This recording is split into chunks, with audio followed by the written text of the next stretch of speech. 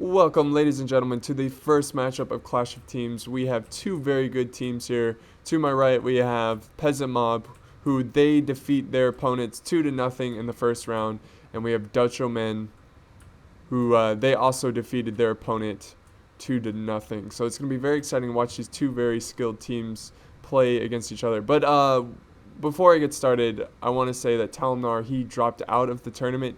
He had things going on, like personal things, so he could not finish the tournament. So Peasant Mob has a third player substitute here. They have Gigadasha. He's going to fill in. He played in the first tournament, Clash of Kings, and he put on some very exciting matches. So this is going to be very fun to watch. So let's go ahead and check out the armies here. We have SwedishLandsknekt playing as the Holy Roman Empire, and we have Gigadasha playing as Spain. Two very, very powerful factions. And, oh, this is what I forgot to mention. By the way, Dutchomen broke the rules here, but I'm just going to let it slide because it's taken forever to finish this tournament, and you're not supposed to play the same faction as your teammate, but whatever, it's not that big of a deal. Pretty much all the Western factions are cookie cutouts of each other. Feudal Knights. No, I mean, they're different, but it's okay. It's not a big deal. We'll just live with it. But let's go ahead and check out their armies here. We have Julian V321 playing as France, and we have SwedishLandsknekt playing as France as well. So let's go ahead and check out the army comps, starting with Peasant Mob. He has a big line here of doom, this big line of death. He has about 4 units of religious fanatics, I think. Yeah, 4 units. He has his general's bodyguard on his left wing. He has about 4 units of dismounted feudal knights. He's got about 3 units of dismounted imperial knights. And I think that's all of his infantry. And he has for cav 1 unit of mounted imperial knights. I know it's really hard to see here. Yes, 1 unit of mounted Imperial Knights. There's somewhere. And then he has 4 units of mounted Teutonic Knights. So that is his Rush Holy Roman build. Let's go ahead and check out Gigadasha. He too has a line of death here. But starting with his cav, he's got a General's Bodyguard, Conquistadors, and he has 4 Shiveric Knights. Very, very powerful Shiveric Knights. He has 2 units of Pavis Crossbowmen. He has about, okay, so he has about 4 units of dismounted feudal knights. He's got 1 unit of dismounted conquistadors in the center here. He has some Shiveric Knights, about 2 units of Shiveric Knights dismounted. And it's really hard to tell because they're so grouped up. I think he has about 3 or 4 units of pike militia. And he does have some peasants in here as well to represent the peasant mob, of course. So let's go ahead and check out Julian's army. He's got 4 units of the adventurers, the Aventuriers. Pretty awesome unit. And then he has 4 units of dismounted feudal knights. And he has 2 units of dismounted Shiveric Knights. And he has 2 spear militia here. Oh, actually 1 spear militia. No. They're both spear militia. One just has an armored upgrade. And then he has the Gendarmeries. I'm pretty sure I'm mispronouncing that. But he has 2 units of them. He has 3 units of Noble Knights. Actually, make that 4 units of Noble Knights. So that is his French army. Going to look at his ally Swedish here. He's got 4 units of the Aventurier, 3 units of pike militia, 4 units of dismounted feudal knights, and 2 Shiveric Knights and 1 dismounted Noble Knight. And he has 3 units of mailed knights, which I think is a great pickup, and 2 units of, actually 1 unit of mounted feudal knights, 1 noble knight, and his general's bodyguard. So let's go ahead and play this. Now I can imagine this starting off very quickly because we have rush armies here. It looks like Swissman is moving his cav a little to his left and moving up the religious fanatics.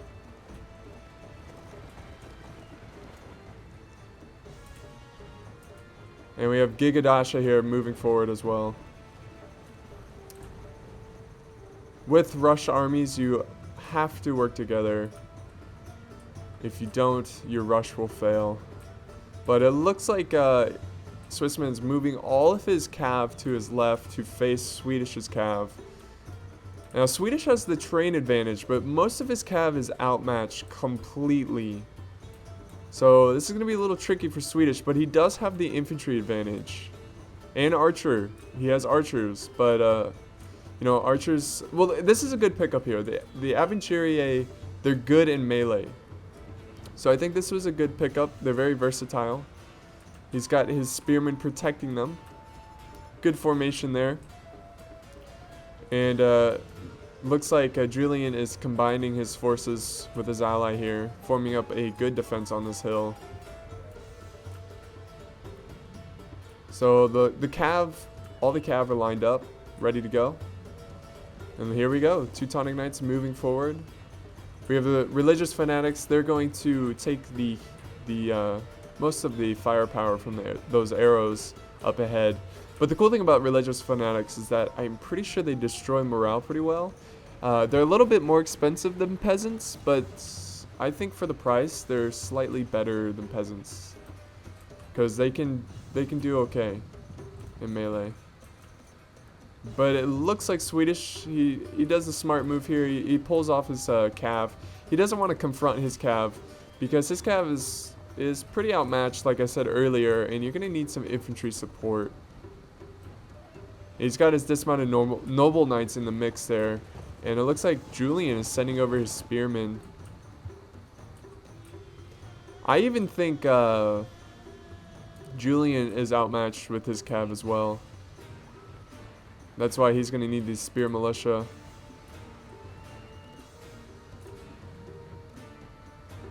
So yeah, they're Dutchomen. They're outmatched with cav, but they have archers, and I think they have a little bit better infantry. It's gonna be close. And we have Gigadasha moving up forward here, moving up his pikes. He's kind of using his pikes as meat shields right now. These pike militia are fairly cheap. And this is pretty crazy battle. A lot of good maneuvering here. And by the way, this map is called crap, I forgot the name of the map. Oh, here comes a charge of male knights into these religious fanatics. He's gonna weaken their numbers, and but it leaves him open to a flank here by Swissman. He's gonna flank around and get behind these cav, and it looks like Swedish is gonna get that cav back into combat after charging into those religious fanatics. But I think the name of this map is Palm Beach, I think is the name. I'll have it in the description. But here comes the Spear Militia and the Dismounted Noble Knights. They're going to get in there and try to support their cav, but they really need to hurry up. And let's go ahead and check out what's going on over here. We have a cav charge by Gigadasha, and he has support from the Pike Militia. This is looking pretty good for Gigadasha, but it looks like this is fairly close. But we do have a lot of flanking forces by Gigadasha, and that will support his cav assault very well. And we have infantry colliding. Look at this, and we have some support from Gigadasha helping out Swissman's infantry. And yes, Swissman is cleaning up Swedish's cav. But you know, honestly, it's fairly even. I think Swedish did a pretty good job. His cav was very outmatched, and he killed a lot of Teutonic Knights. And we do have some breaking here, some Pike Militia, which is not surprising. And that was a big mistake here. They killed the enemy general, and now the men have lost a lot of their morale. So I definitely think it's a smart idea to hold back your cav. I think Swedish was better off trying to delay the cav engagement as long as possible. But over here, it looks like this is in favor of France. I'm not sure exactly what happened. But Julian doing a good job with his cav, taking on the Chivalric Knights. And the infantry here is in favor of Spain. And let's see what's going on over here. It looks like this infantry fight over here is in favor of Swedish. So this is a very close fight. Very close fight. But we do have some flanking by some dismounted feudal knights. And once this Teutonic...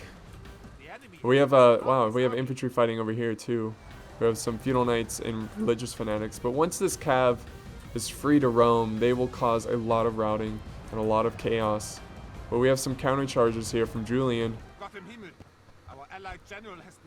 There goes the general for Gigadasha. which is not good for him. But man, this is a close battle. And it looks like victory is in favor now of Julian, his infantry. Doing a good job there. But it looks like Swedish's infantry is in trouble. They're starting to get swarmed, completely wrapped around here by the Holy Roman infantry. And we have free cav just roaming around. And we have some dismounted Imperial Knights flanking around. And look at this force coming to reinforce his main assault in the center here.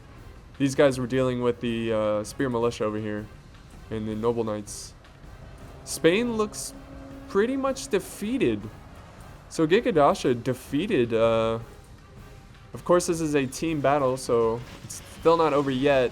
But Gigadasha still has some Pavi's crossbowmen to harass the enemy, and he has some troops over here that he can support Swissman 15. Now this is going to come down, this is going to be very close. And we got a flank here by Swedish with this Pike Militia. They're not really going to do much, but hey, it's a flank. And here comes the reinforcements. And it's a hot day. I'm surprised no one picked Eastern factions. They excel in the desert. But Swissman really needs to rout Swedish's French infantry here as quickly as possible. Here's some more Spanish reinforcements. Some dismounted conquistadors. And this is going to come down to mostly Swissman's army. A little help from Gigadasha. And mostly Julian V321's army with a little help of Swedish. So we'll see what happens here. I think Julian's general is still alive. Oh, good flank here by Shiveric Knights from Gigadasha. That's going to be useful. This battle is all over the place. And here we go. Here comes that chain rout I was talking about. They just got surrounded. And they are going to probably not return to this battle.